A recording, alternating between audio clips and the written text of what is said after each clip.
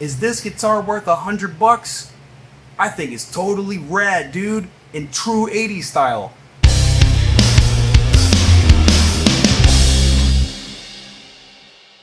Yo, yo, yo, it's Gooch. Welcome back to Legacy Grooves. We got a brand new episode for you today. This is the episode that I alluded to in our last video, where I found a guitar at a thrift store. And I found this super cool guitar from the 80s for $100.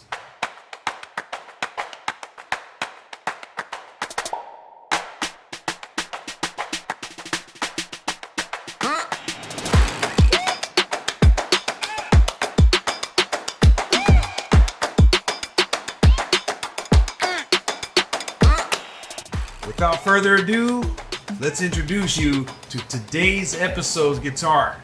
It is right here. It was in the last episode. You guys look back at that last episode, it was hanging on the wall. There was context clues right there. This is a 1980s Arbor guitar.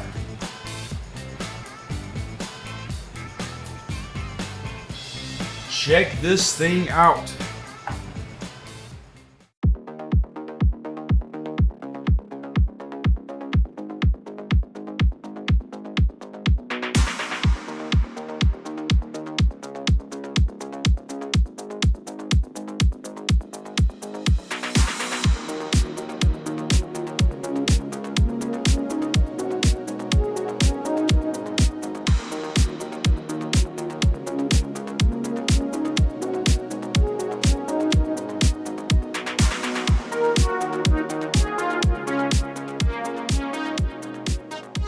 Sweet! Check this guitar out. It's super cool. It says WAAF. More like WTF. What happened to this thing? It's like so nasty. So crusty. This guitar is super cool though. It's a set neck guitar. Check it out. Like a Gibson would be. Set neck. It's got this super old yellowed paint on it. Binding all around. It's got a brass nut. Check out the brass nut. It's got a number on the back. I don't know much about Arbor guitars, but I know that the bridge on this is like a Stratocaster. This one is super nasty. It's so corroded. Everything's rusted. Everything's rusted on the guitar. If it's like made of any sort of steel or iron, it is rusted on this guitar. Every screw is rusted. Anything that's nickel is not. Or nickel plated or whatever. That stuff made it. But anything else is crusty. So we'll figure out how we're going to clean all that up. It's got... someone removed the output jack and wired a cable directly into it. I have never seen that one before. That's a new one for me. Seen it all though. You name it. We talked about it before. Duct tape, super glue, band-aids, silly putty. I've seen it all. But this one, I haven't seen that one yet. There's a few nicks, scratches, dings.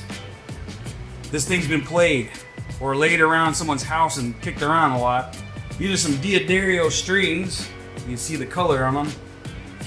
But they're like heavy gauge because it's got a wound G. So these are like 13 gauge.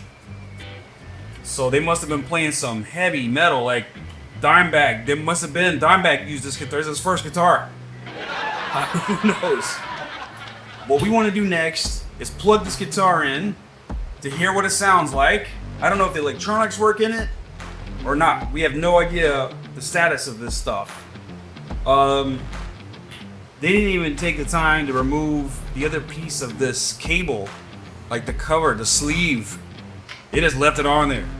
So it's like, I guess you could push it in this hole. It looked like it was plugged in, like that. Like to mock that it was plugged in. let's take this in, jam on it for a second to hear what it sounds like, and assess what all we need to do to this guitar. Let's go ahead and test this guitar out. I've plugged it in with the cable that has been like hardwired into the guitar. Plug it in. It actually does have some sound. The knobs don't work. Like this is an on and off. Basically, like there's no taper, so it's like toast. This switch is a coil tap, so you can split the coil between a single coil and a humbucker. And this tone actually works, but it's real scratchy. This guitar can be really, really cool. As I said right now, it needs a lot of work. It's super dirty. I mean, the strings are really crusty and nasty, super old. The pots are real dirty. The switch seems to be fine. The action's a little high. I'd like to lower the action a little bit. It's a set neck, so we'll see how much we can change with the truss rod. Let's get to it. Well, it's got sound. We found out that it's got a coil tap here, so it can split the coil between humbucker and single coil. The volume pot does not work. It's like on or off in like a millimeter. So that's toast. The tone knob works. It actually does work, but it's real scratchy. So, and you know, it's nasty. I mean, there is like 40 years of Duke all over this thing. I don't know what was going on, but we're gonna get cleaned up. Let's go ahead and start pulling the parts off of this. Clean it up when we can, see what's going on in the electronics cavity, and assess what damage is done to this thing and what we can do to make it cool. Are you ready?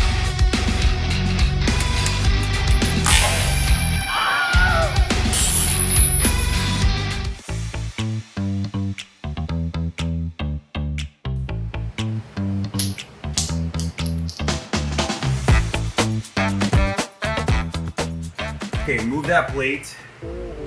And there's one thing I can tell for sure. This is a plywood body. Can you see? You can see the plies in here. The block here. Can you see that? It's not even a block.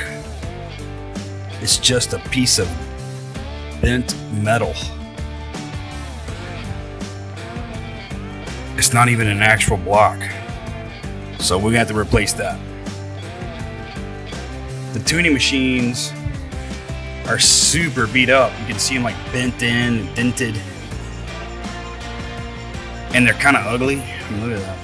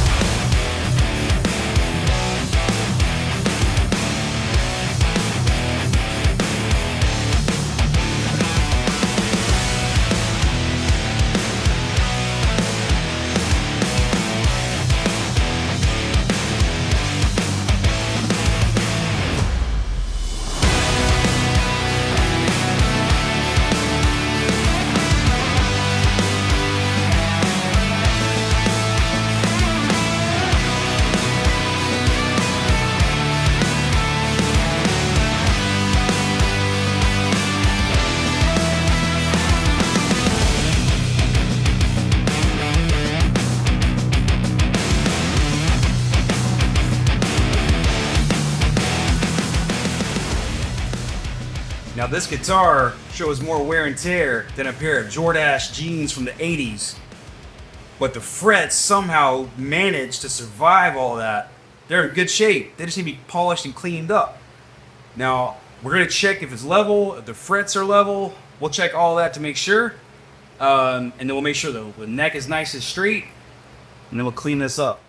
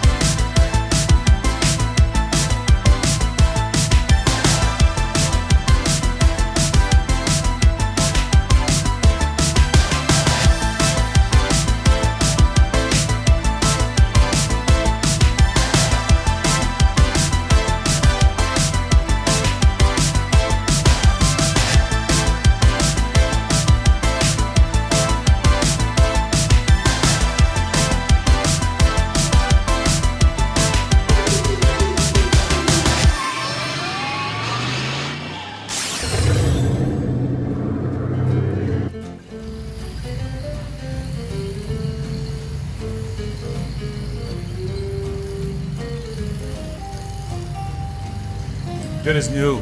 Man, it's turning out nice. Save the parts that we can. Toss the parts that we can.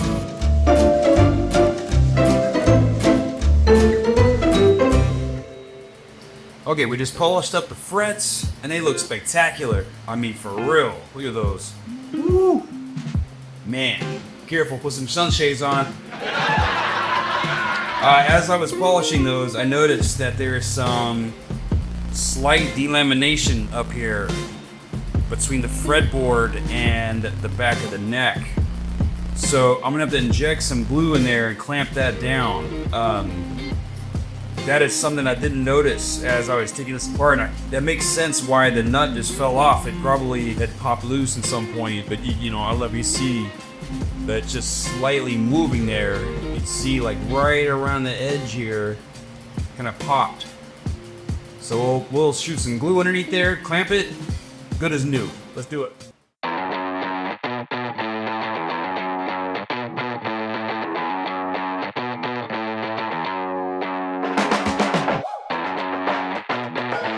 Okay, so we glued the fretboard back down, and at the same time, we glued the nut in place. We got two birds stoned at once.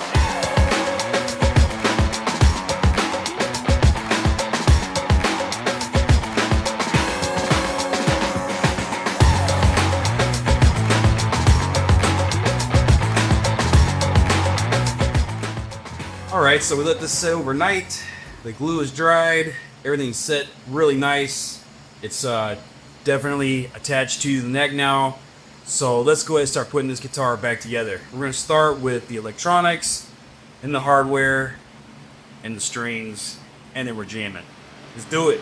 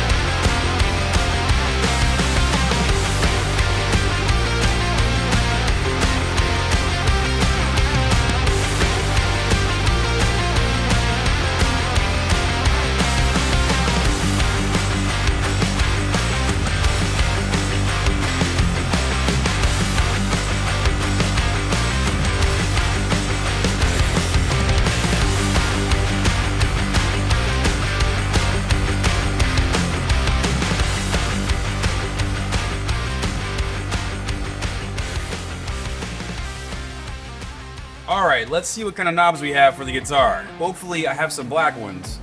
I don't remember seeing any last time I was checking, so we could get lucky. Let's see what we got.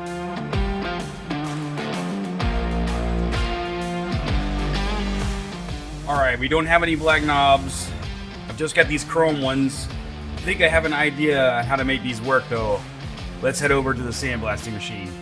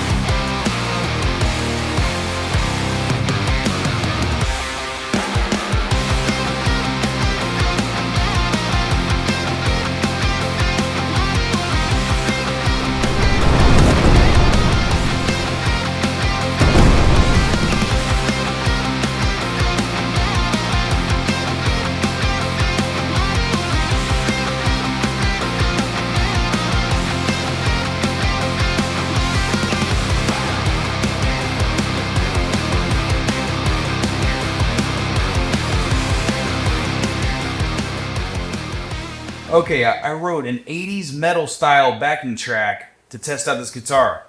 This guitar is just so 80s, I couldn't do anything else other than that. So let's go ahead and get that load up, plug in the guitar, and jam.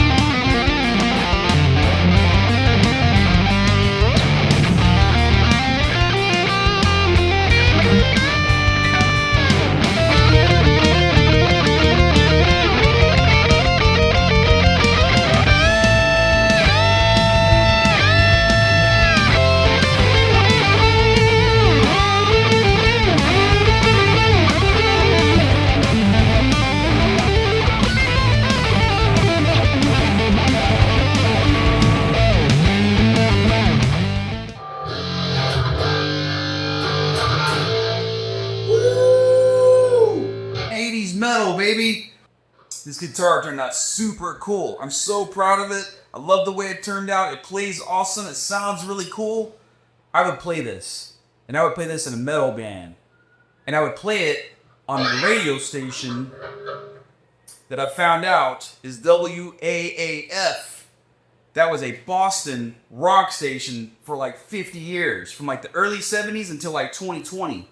So every rock band you've heard come through in the last 50 years was played on this station. Now, knowledge of proportion, my band was not played on this station, unfortunately. But, you know, that's how it goes. Now, WAAF no longer exists in the form that it did back when this guitar was made. But in my heart and my mind, it will always be 1986. And this guitar would have been brand new and super cool where this radio station was at. Rock on, WAAF 107.3 Boston. Now this is a goodbye for today. Stay tuned for the next episode of Legacy Grooves. Peace.